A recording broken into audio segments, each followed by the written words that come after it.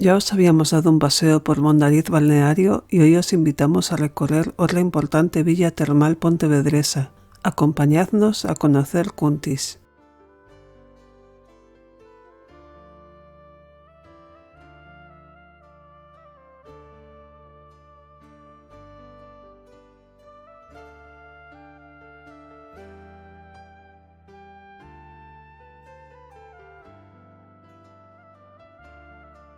Comenzamos nuestra visita en el monasterio de San Bieito de Pereira, también conocido como de las Madres Benedictinas. De estilo neoclásico, fue fundado por María del Carmen Baliñas Castro en 1868. Dicha cuntiense quiso ser monja desde niña y lo consiguió a la edad de 32 años, ingresando en el convento San Benito de Corella en Navarra. Pero ella quiso volver a su tierra y utilizó la herencia dejada por su padre para fundar este pequeño convento, del que fue madre abadesa hasta 1891. Inaugurado en 1879, fue desde siempre un convento de clausura, por lo que solo podemos visitarlo por fuera.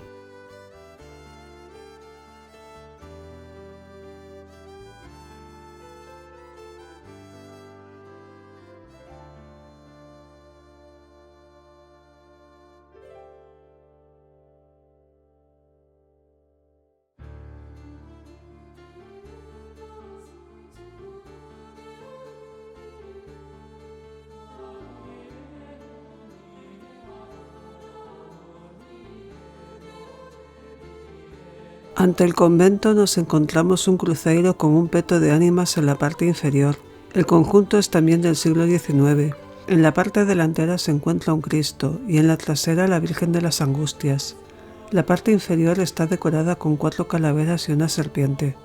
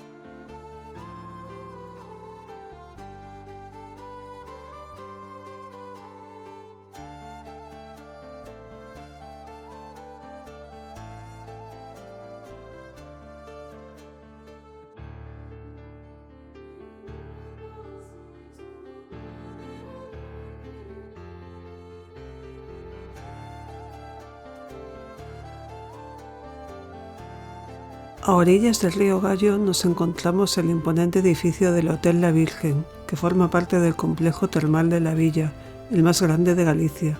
Su construcción fue muy lenta, durando casi un siglo, por lo que suponemos que debió afrontar problemas. Su arquitectura se basa originalmente en la de los Pazos gallegos, según el diseño del porriñés Antonio Palacios. En 2006 tuvo su última remodelación, convirtiéndolo en un edificio más moderno, dotado de 91 habitaciones. En la entrada del hotel y por sus jardines nos encontramos antiguas bañeras de piedra que formaban parte del balneario primigenio, reutilizadas como mesas y jardineras. Fue Manuel Xacobe Fernández Mariño, director del balneario de Cuntis entre 1817 y 1846, quien en 1831 encontró en el lugar restos arqueológicos de un baño romano. Recorriendo los jardines vemos el segundo establecimiento hotelero del complejo termal, el Hotel Castro do Balneario, una casona tradicional rehabilitada que posee 18 habitaciones.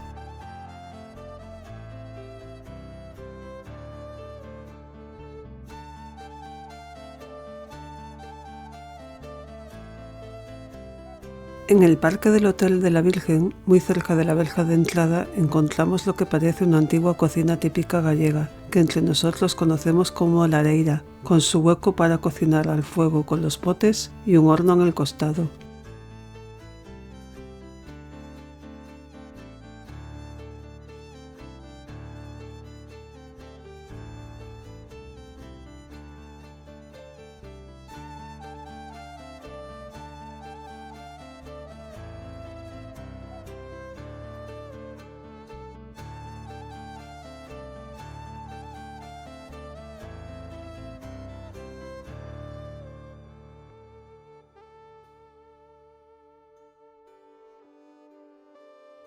Cabe deciros que los jardines de las termas, a pesar de estar en el recinto cerrado de los hoteles y balnearios, son públicos, por lo que podéis recorrerlos sin problema, incluso si no estáis alojados. En este crucero podemos ver la figura del Cristo crucificado en la parte delantera y una Virgen con el niño en el regazo en la trasera, siguiendo un esquema parecido al que vimos anteriormente en el monasterio.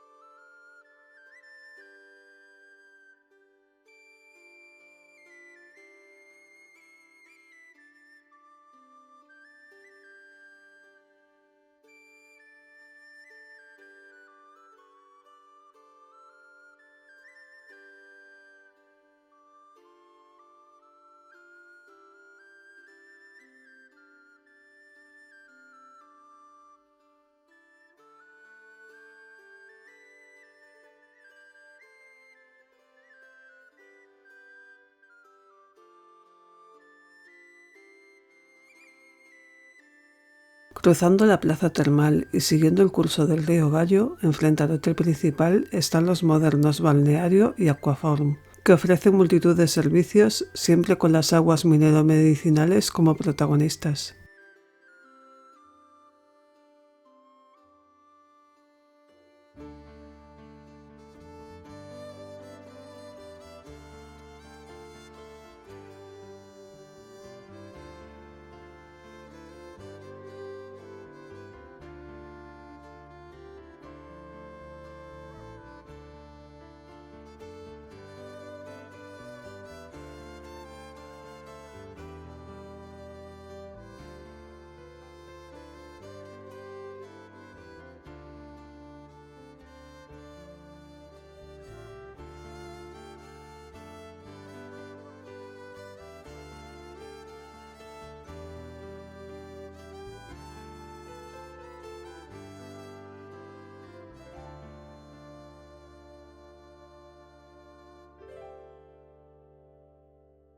Ante su entrada nos encontramos diversas ruinas en piedra del que fuera originalmente el balneario de Cuntis.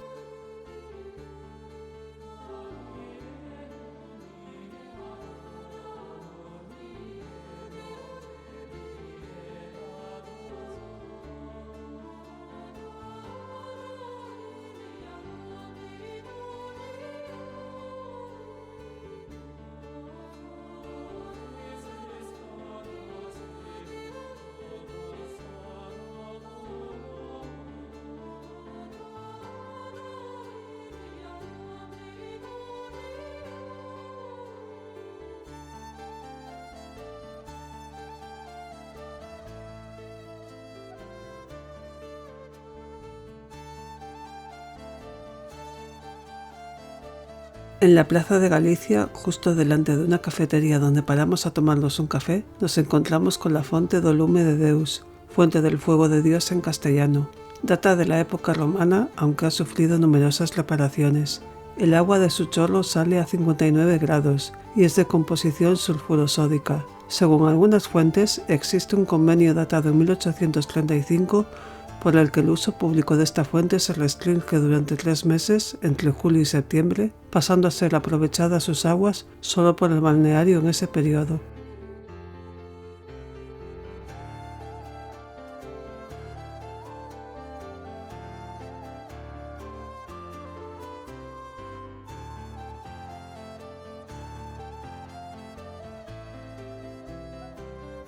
En sus inicios era conocida como Santa María de Termis y formaba parte de un monasterio familiar allá por el siglo XII, cuando el arzobispo Germídez se la donó a doña Urraca. Hoy la conocemos como la iglesia parroquial de Baños Santa María de Cuntis. Debe su aspecto actual a la reforma acontecida en 1540, en la cual varias capillas desaparecieron dando lugar a otras.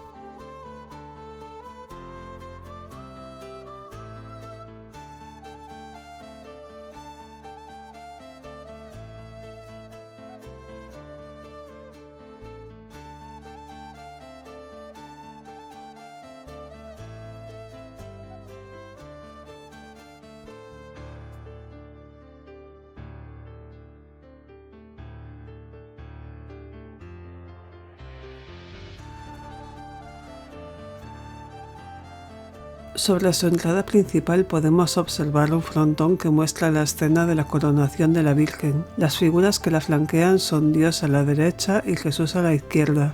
Sobre esta composición en forma de triángulo invertido destaca una paloma como símbolo del Espíritu Santo.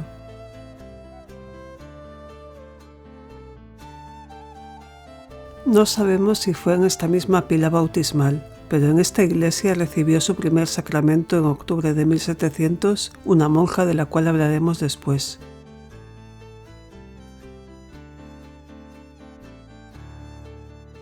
Según entramos, a mano derecha vemos a San Francisco Javier con la cruz en la mano y a la izquierda tenemos a San Isidro el Labrador portando una pala.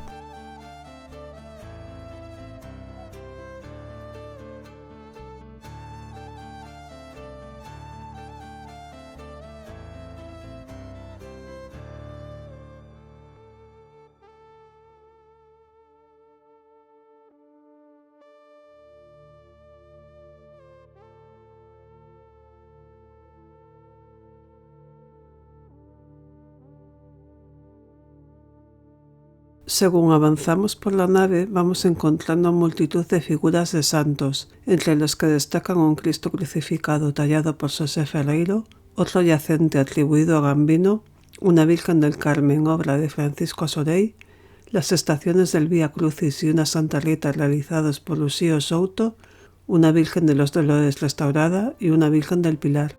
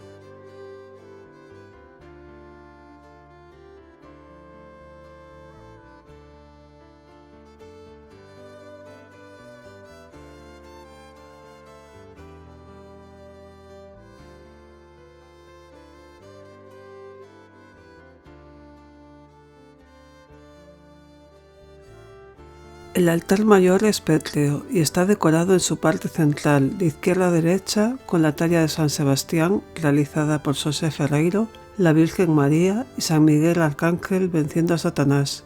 Sobre ellos, Jesús, Dios Padre y el Espíritu Santo representando la misma escena de la coronación que vimos en el frontón de la entrada.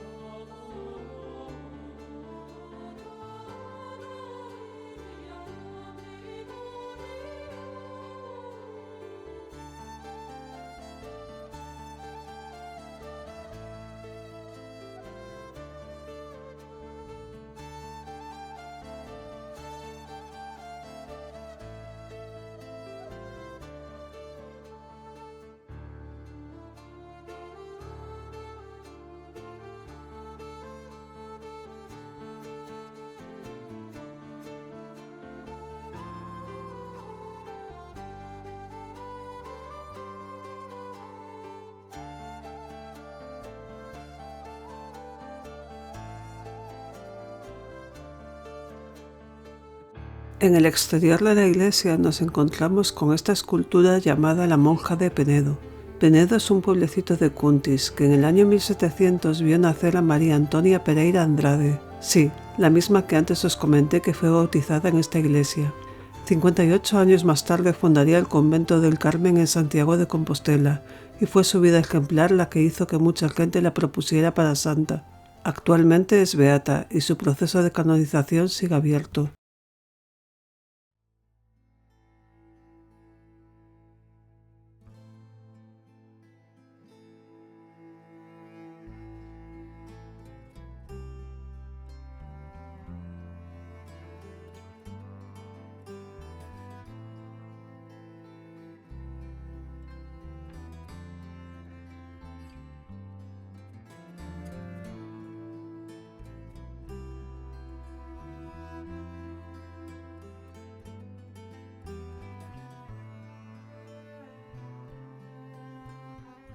¿Qué se oculta tras esta colina cubierta de hierba?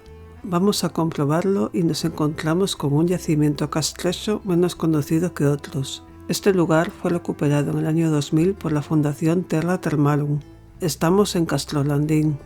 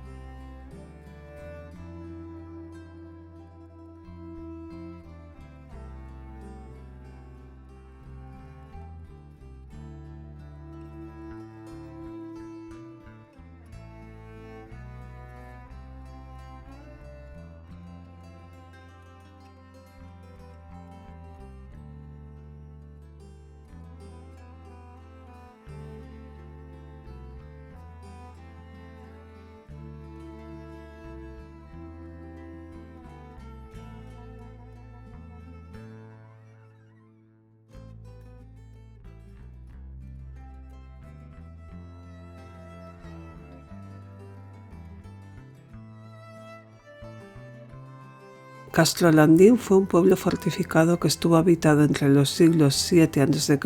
y 3 después de Cristo. Como ocurre con otros castros, aquí podemos observar cómo se mezclan las viviendas circulares con edificios rectangulares, muestra de la presencia romana invasora haciéndose con el lugar y obligando a la transición.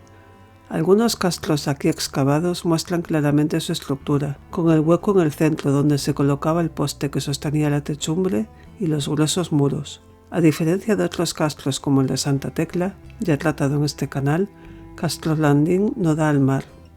Debemos comentaros que llegar aquí no es fácil y que el GPS nos metió por una calle que casi no cabía el coche. La gente del pueblo tiene señalado un camino para autos y otro para ir a pie. Si tenéis coche grande, dejadlo en el pueblo y caminad hacia el castro.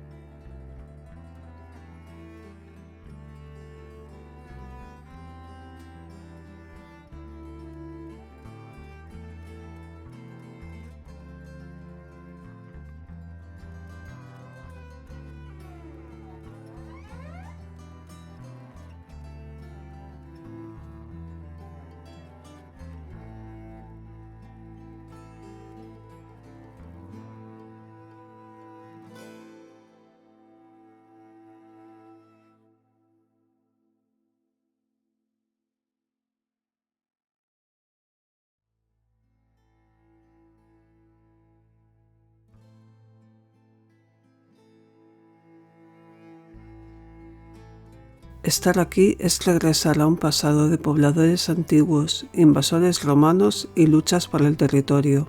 Romanos que dejarían en Cuntis el legado de las termas y los baños, tal y como ya vimos. Un pasado que mira desde lo alto al presente.